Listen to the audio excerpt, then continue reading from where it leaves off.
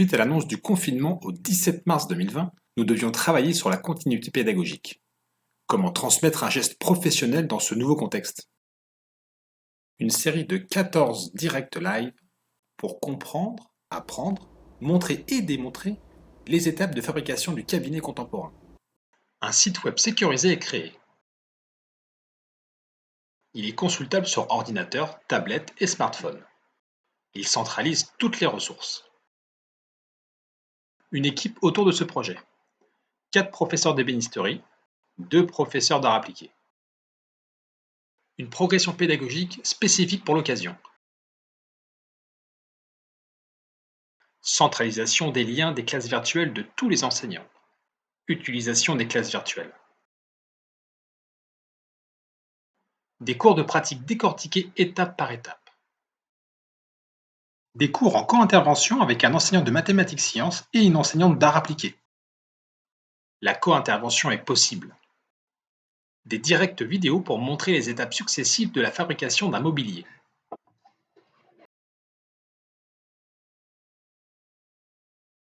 Des lancements de séances avec des similitudes lors du présentiel. Voir aujourd'hui comment est-ce qu'on fait le tracé d'un hexagone, parce que le cube sans fond est pris dans un hexagone. Pour ceux qui ont réussi à télécharger la trame, c'est parfait parce qu'on va pas mal travailler dessus après avec Madame Gons. Ceux qui n'ont pas réussi à imprimer la trame, je vous montrerai sur une feuille comment est-ce qu'on va dessiner une trame complète de cube sans fond. D'accord? Comment montrer un geste ou un usinage comme en présentiel. Les différentes vues des caméras permettent une certaine immersion. Alors, est-ce que c'est bon? Est-ce que vous voyez ce que... Alors là, évidemment, il y a un petit delta. Je ne sais pas si vous voyez. Un petit coucou. Le chat permet un échange avec les élèves. Il sert aussi à leur poser des questions. Les réponses sont rapides. Cela permet une interaction proche d'un cours en présentiel. Comment est maintenu le sous-ensemble 300 et le sous-ensemble 200?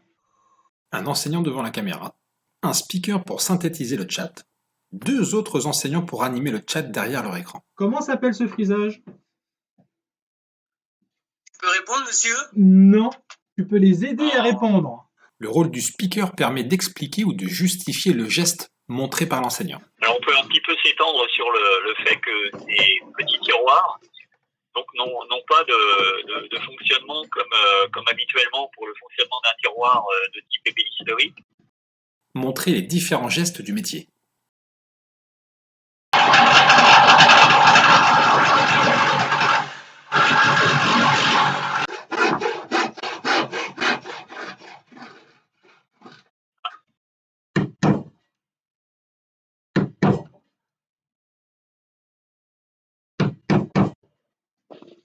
Et là, on voit bien l'intensité là, à la caméra, enfin sur la vidéo, on voit bien l'intensité et la luminosité des morceaux. Ah oui, on les voit là, ouais. Yes, stop. Oui, ça, on les voit bien, oui.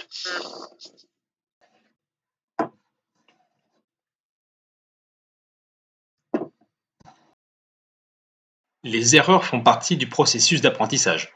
D'ailleurs, j'ai fait une boulette. Je pense que c'est quand j'ai retourné mon paquet que je me suis gouré. Ah là là là là là. Vous me faites faire n'importe quoi. Je recommence tout. Comment faire pratiquer les élèves chez eux?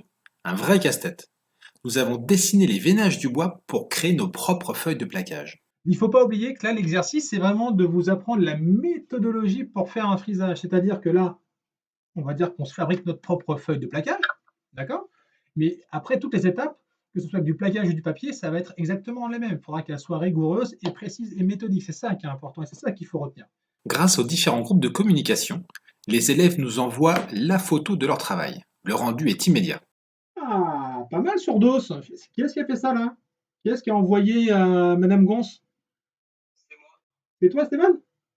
Ouais, je crois.